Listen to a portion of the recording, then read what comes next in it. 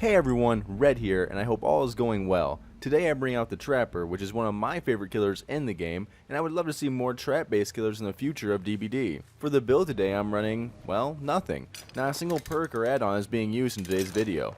Trapper can be an extremely strong killer, and as the game progresses, he can adapt and make things harder for the survivors.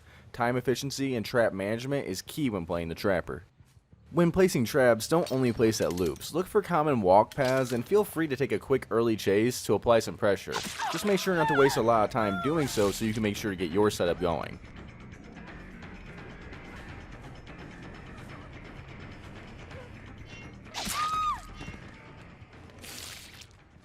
Getting an early down like this is great as it will buy more time for me to get my trap set up and plan out how I want the game to go.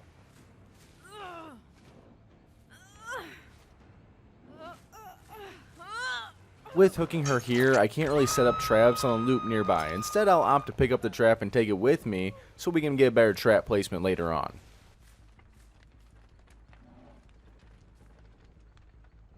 This trap placement is one of my favorite types as it's in a common runway for survivors on the nearby gen if they ever hear me coming, and if someone drops pallet ahead, they will most likely run straight back in order to gain distance and catch the trap that way.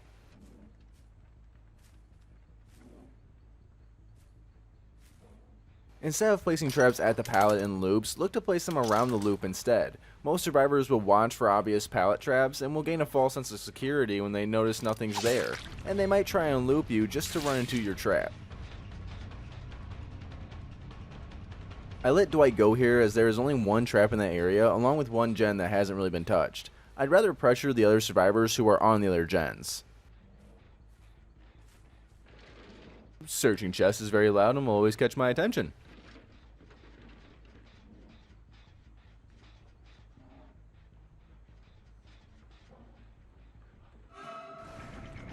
That and blind survivor is blind.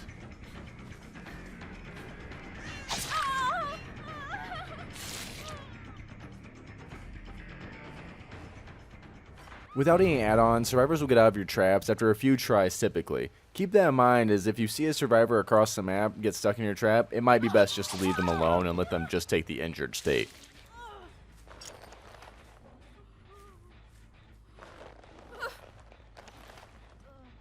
When hooking survivors, it's best to try and hook them in an area that's already trapped, or especially if it's trapped with a loop.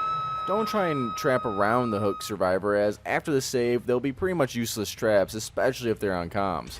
Then you'll have to go waste more time picking up the traps, or you might choose to leave them and then it's just a waste of your traps.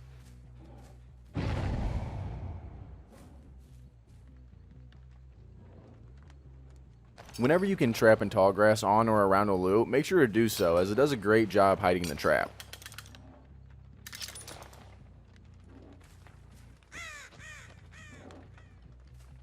I'm always keeping a 3 or 4 gen strat in the back of my mind in case gens pop too quickly or if I make a few mistakes at the beginning of the game.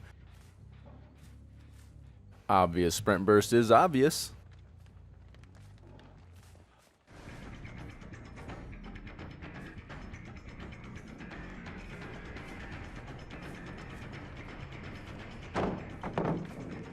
Notice how I didn't break the pallet right away. This is because I wanted him to stay on the loop.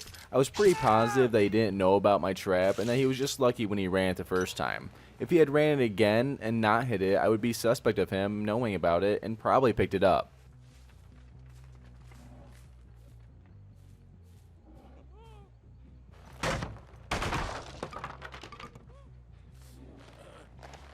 I saw his buddy a moment ago, and if he wants to stay around the area, that's fine. He'll have to do so with his friend on the hook timer.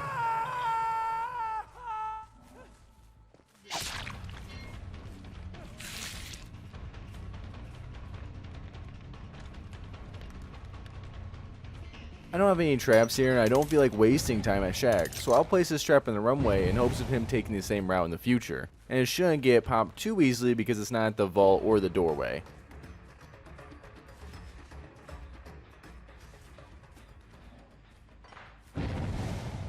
Looks like it was a great trap, but I'm nowhere near being able to capitalize on it. So he gets a freebie this time. At least he'll waste a few more seconds.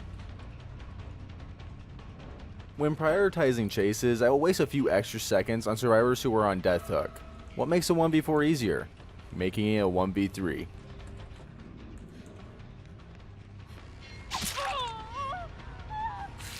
Though I have no problem hitting Thick Jesus over here.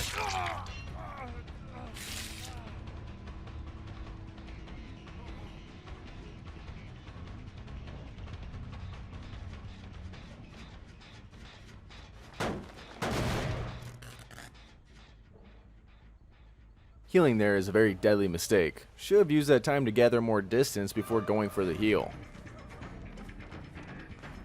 Trapper apparently has petrophobia and won't step on a stone.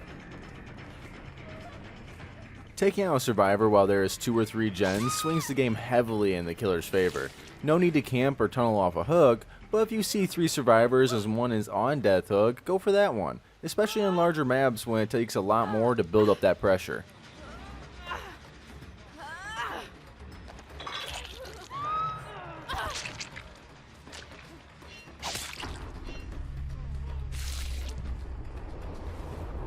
Ten out of 10 pallet throw there, Big Chief. Oof, I kinda second guessed myself here and it cost me a down.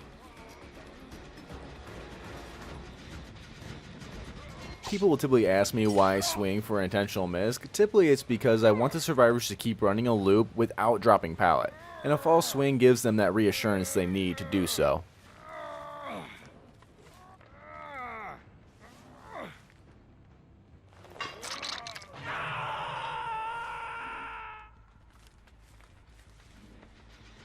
With the pressure generated, I was able to stop this gen from being completed, and now I can start regressing it. Since Dwighty Boy was already picked up and he's made quite some distance, I can actually take this time to retrap the area or get rid of any pallets I don't want.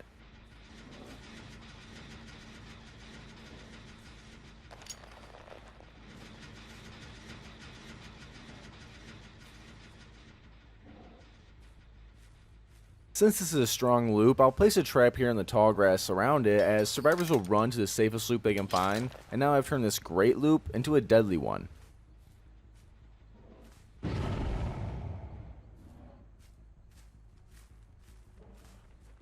Joke's on them, I'm really only running this way to snag my trap.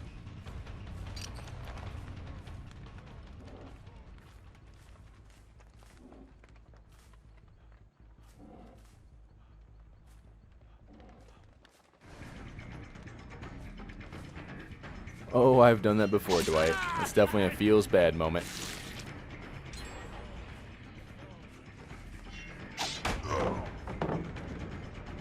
I really only stick to this chase this long and continue it because I know I have time. If all 4 survivors were still up, I wouldn't have come this far away from my traps. Or gens.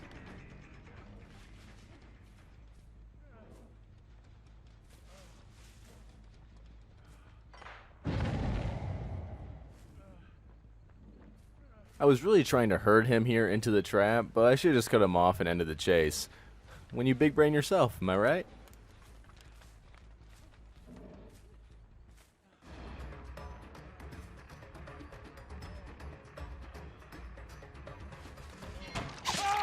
Oof, that slow vault cost him there.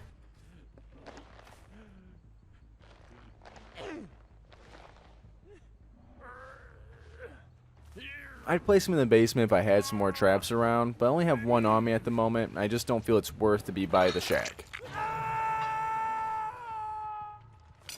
I'm only placing this trap because I know there's a line of sight blocker behind me. Otherwise, I'd place it to the left and force the survivor to go around the loop till they hit it.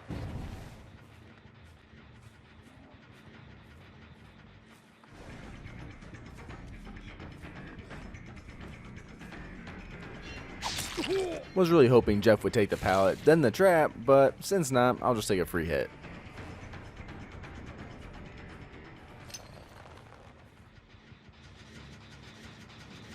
Dwight is just now going for the save, so I'll kick the gen and pursue him while trying to herd them into some traps after the save. Remember, when playing Trapper, to come at angles to push survivors into traps, and survivors will almost always run opposite the direction they hear you coming from.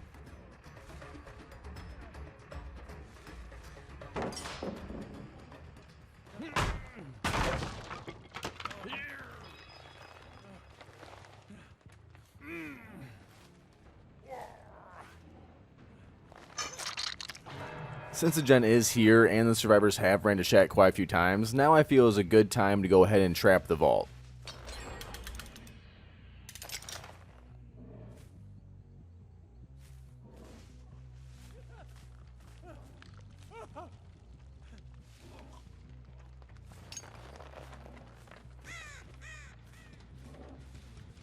I'm really just retrapping this so I don't have to deal with this loop later.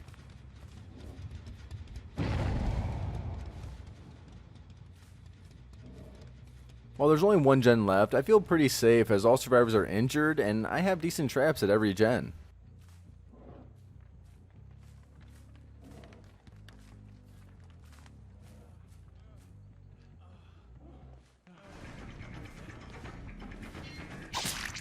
Well, I guess there's that, and the places they like to heal are quite silly. If you're going to heal while there's only one gen left, go to the part of the map where the gens are already done. This way if the killer does come out there, he's just wasting his time and the other survivors can pressure the gens. Always feels good when an early thought out trap comes through for you.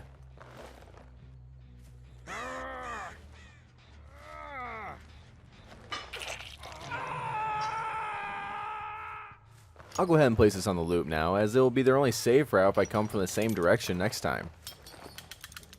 If you're wondering what perks are best for Trapper, he can really make use out of a lot, but Pop, Ruin, Corrupt Intervention, Barbecue and Chili, Sloppy Butcher, and Save the Best for Last are all pretty solid choices.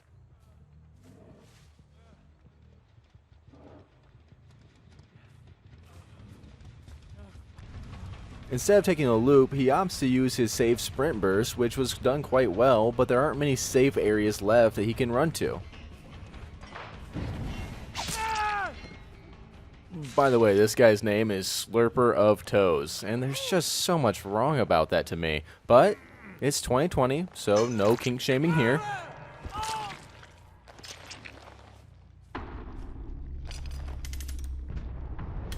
Jeff decides he wants Dwighty Boy to have a chance at Hatch and lets himself go on Hook. Now comes the last game of Cat and Mouse.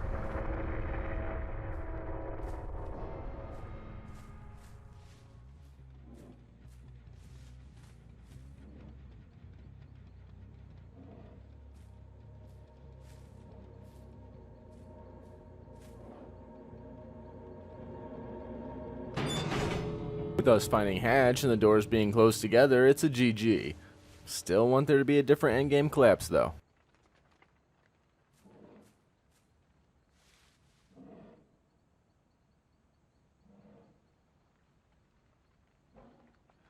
Thankfully, Dwight doesn't hide till the timer goes out, and I appreciate that. He tries to give me an offering in exchange for his life, but today is content day and I'm out for blood. Well everyone, I hope you enjoyed some big brain Trapper Boy action, and I hope it helps some of you newer players who are interested in Trapper. I'll most likely make a more in-depth Trapper video later down the line, and if you have any questions or want to see a specific killer in a future video, let me know down below. I have a lot of different ideas and plans for the upcoming months, so if you enjoy my content, make sure to leave a like and a sub. I hope you catch yourself some pesky survivors in your traps, and until next time, I'm Red, and I'm signing off.